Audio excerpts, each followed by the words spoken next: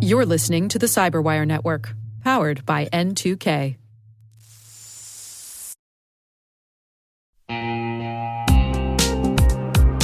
At Thales, they know cybersecurity can be tough and you can't protect everything.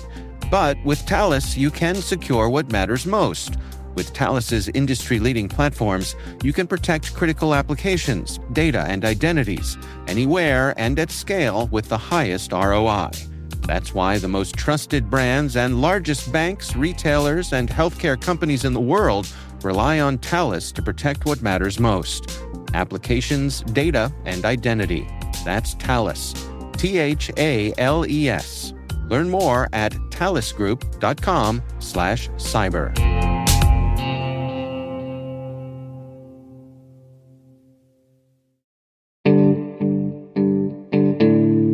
Hello, I am Sloane Menkes, and I am a principal in PricewaterhouseCoopers Cyber Risk and Regulatory Practice, and I lead our Microsoft Cyber Alliance.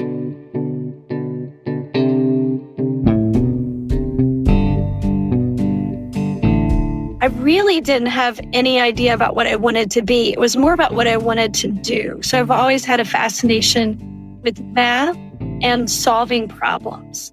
And I've had this almost nonlinear view even before I knew what nonlinear math was. And I can look back on it and see that my life I saw as variables, and I was looking for ways to solve for them. And I could move forward if I solved for one variable, and maybe I needed to take a couple of steps back and resolve to move forward. But I always had this sense that I would be able to do something that would be around solving problems.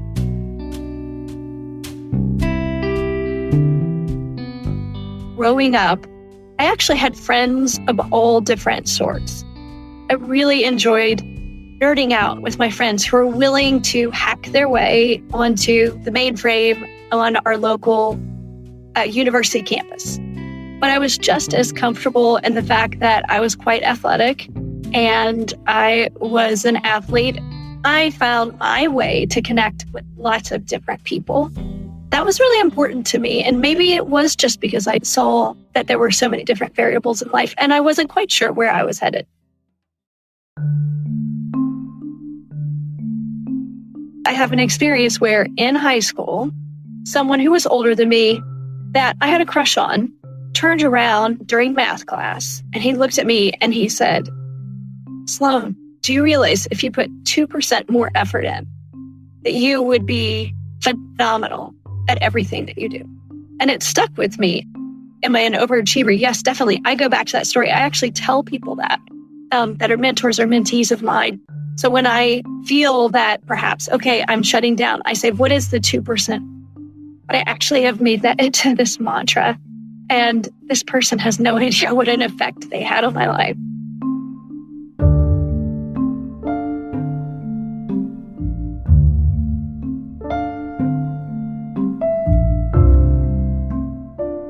I chose actually to extremely focus on going to the U.S. Air Force Academy.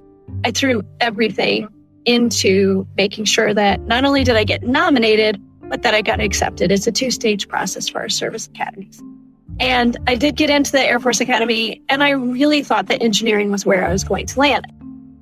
There were theorems that you would follow, and that was fun, but it was not as exciting as solving a problem for me.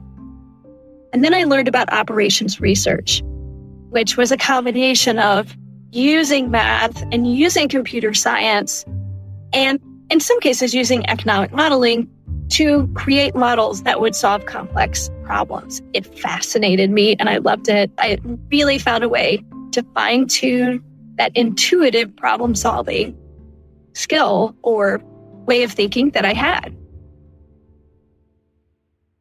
In college, I leaned in and I decided, even though it wasn't required, that I was going to take Calc 3 and Calc 4. And I had this beautiful, mind-blowing, eye-opening experience where I fell in love with calculus and all of a sudden intuitively understood calculus. Figuring out nonlinear math really spoke to me.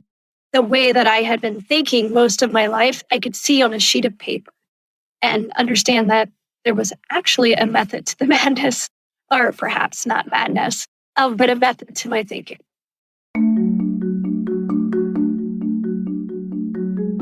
The challenge in the military discipline for me was that I never wanted to get it wrong. I actually had a very strong family relationship with serving in the military, and yet I didn't have a large familiarity with what it meant. So there was a huge learning curve for me in that respect. Now, having said that, I was one of 5 graduates and the only female who won a military award at graduation at the academy. I was actually really lucky, and then I got one of 6 selected Air Force slots to go get my graduate degree in management information systems. And I was able to do that while I was on active duty. So my first assignment as a first lieutenant in the Air Force, I found myself at headquarters OSI, or Office of Special Investigations. Officially, I was head of the configuration management branch for code that was being written for special agents. They, interestingly enough, had one of the longest running cybercrime or forensics investigative labs that had existed when I was there in the 90s. So I was exposed to Howard Schmidt, who was a civilian agent, and he became a legend in his own right. He became the first White House head of cybersecurity. He asked me several times to help him with his briefings when he was writing up cybersecurity incidents. I had clearance for it, and this is where I first started to get interested in cybersecurity. On transitioning out of the Air Force, I was briefly a contractor for the State Department in their cybersecurity lab. So I got to focus on this thing that I was so excited by and learned a lot in just a few short months. While I was there, Pricewaterhouse was doing a project. I was able to apply for a cybersecurity position with them, and I have been there ever since. One of the things that I love about consulting is it's constantly changing environment, day to day, being able to change the things that I'm focused on, but remaining in the realm of cybersecurity has been fascinating to me, and I've been able to do all of that. None of this would keep me as excited to stay there if it weren't for the people I'm working with. And I mean both my clients as well as the people that I'm working with at PwC. I had a great mentor who taught me that putting things in buckets helps with perspective. Things are going to be challenges, and being able to put some perspective in that by putting it in the bucket, it's going to matter 6 weeks from now, no matter 6 months from now. Because if it's going to matter 6 years from now, well, that's career changing. So spend a lot more time on that. But if it's not going to matter 6 days from now, we'll make amends with whatever that challenge is. Don't just brush it off, but make amends so that you have figured out a way around that challenge or through that challenge, if you will. I have always been really passionate about women in cybersecurity. So when I joined PwC, interestingly enough, there were 10 of us hired at the same time, and actually half of us were women. In 1997, that was nearly unprecedented.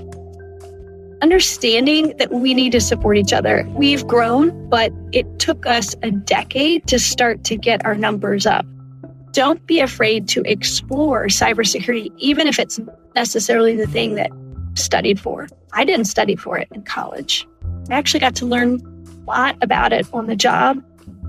The second bit of advice that I would give women who are not so interested, but they're intrigued by it, is go ahead, dig in, learn. There's so many great resources about learning what cybersecurity is all about. Don't let that be intimidating. Instead, let that be inspiring.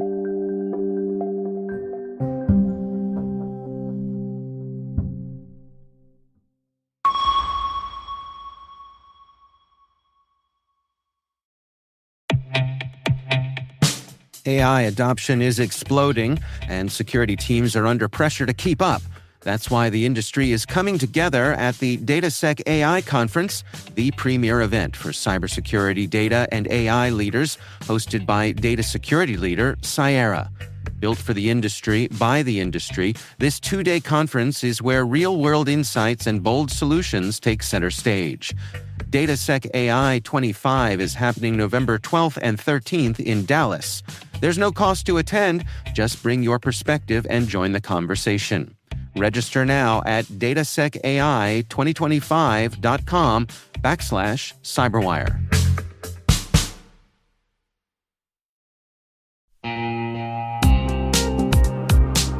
Cyber Innovation Day is the premier event for cyber startups, researchers, and top VC firms building trust into tomorrow's digital world. Kick off the day with unfiltered insights and panels on securing tomorrow's technology.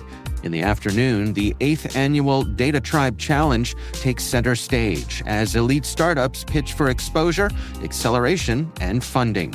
The Innovation Expo runs all day, connecting founders, investors, and researchers around breakthroughs in cybersecurity. It all happens November 4th in Washington, D.C. Discover the startups building the future of cyber. Learn more at cid.datatribe.com.